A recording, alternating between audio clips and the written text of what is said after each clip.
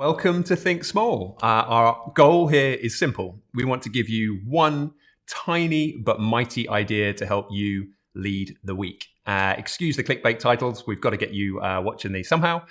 This week, though, we're going to be talking about messenger effect. And so the idea behind messenger effect is that the person who is conveying a message or making an ask has a disproportionate impact on whether or not somebody will do the thing that you're asking them to do. And this is really important to understand as a leader of change. So you have a disproportionate impact on how people pay attention to and choose to act on the things that you're asking them to act. So we're looking at people with authority. We're looking at people who are similar to us in some way. But what I want to talk about today is how this relates to how you help teams move through what we call the change curve. And so there is a very, very common format, common experience that anybody has when they're going through a brand new project, a new challenge, or maybe even taking on a new role. And you, I'm sure, have experienced this as well. So there are 4 phases that I'm going to talk to you about today, and then share a little bit about how you can help teams move through that.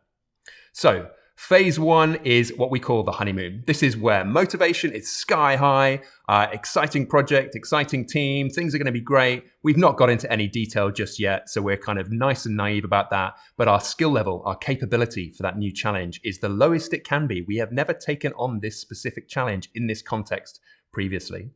What typically happens fairly quickly is we move into what we call phase 2.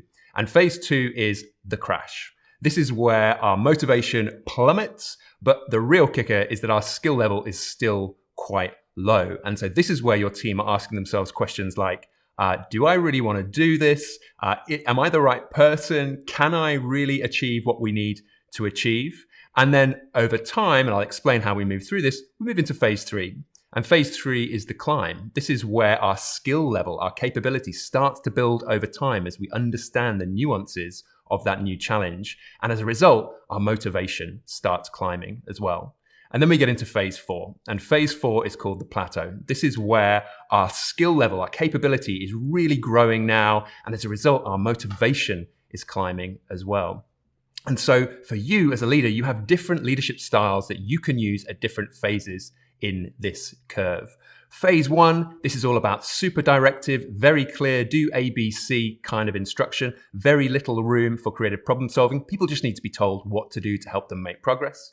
Phase 2 is where you're going to be putting the metaphorical arm around the shoulder, explaining that the dip happens for everyone on every new challenge. It's normal. So let's just talk about it and be upfront about it, because the kind of leadership style that you need to do there is really that sort of coaching style. Then we get into phase 3, and this is where you can start letting go a little bit, giving teams a little bit more autonomy. And then finally, phase 4 is where your team are competent, they're confident, they're capable and motivated, and really you can throw really complex, fuzzy challenges at them, and you know they're going to run with it. And so the one bit of advice that I would give to you is that the key thing for you to do is share this with your teams. Explain that this process is normal, it happens for everybody, and the most important predictor of somebody moving through that phase 2 is asking what we would call stupid questions. So in phase 1, there's a whole bunch of information that you've shared, and the reality is they're going to forget some stuff in the complexity of that. In phase 2, they feel embarrassed to admit that there are things that you've told them that they haven't actually remembered. And as a result, by not asking questions, they don't progress, their motivation stays low, and that employee or team are then at risk. And so if there were one piece of advice that I would give you this week to have a fantastic week, it's share that change curve, make it normal to talk about phase 2, which stage you're at. We do that with new recruits, we do that with the team, and it really helps normalize this idea that the change curve happens to everybody. What's important is that we ask the questions we need to ask to get unstuck. If this has been valuable to you, and I hope it has, please just do me one favor and share it with one person that you think this might be useful for. I hope you have a fantastic week, and we'll see you next week.